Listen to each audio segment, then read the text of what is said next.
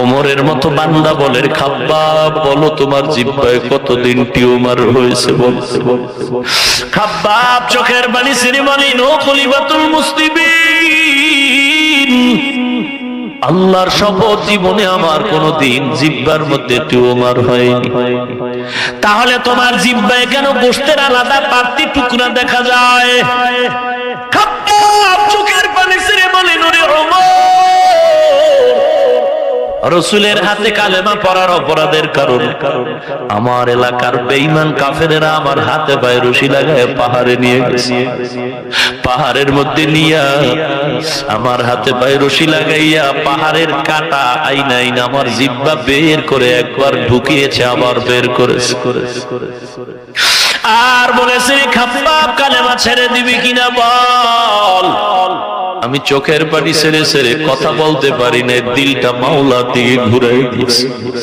আর আল্লাহকে বলেছি, মালিক তুমি তো দেখতেছো আমি খাব্বাবের এই কষ্টের পেছনে কারণ আমি তোমার গোলাম হতে চাই, আজ আমার উপরে আযাব।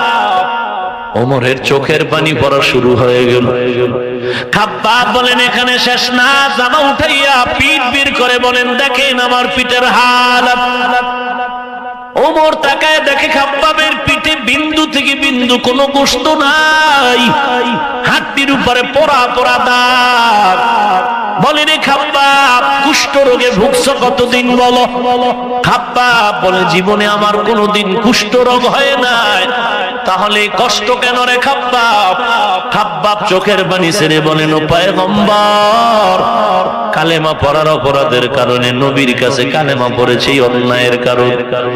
বেঈমান কাফেরেরা আমার হাতে পায়ে রশি লাগাইয়া ওই পাহাড়ের চেটিয়াল ময়দানে নিয়া জ্বলন্ত আগুন জ্বালাইয়া আগুনের কয়লার উপরে আমি খাব্বাবের চিৎভাবে শোয়ে আমার উপরে বুকের উপরে পাড়া দিয়া এরপরে লাঠি দিয়ে আঘাত করেছে।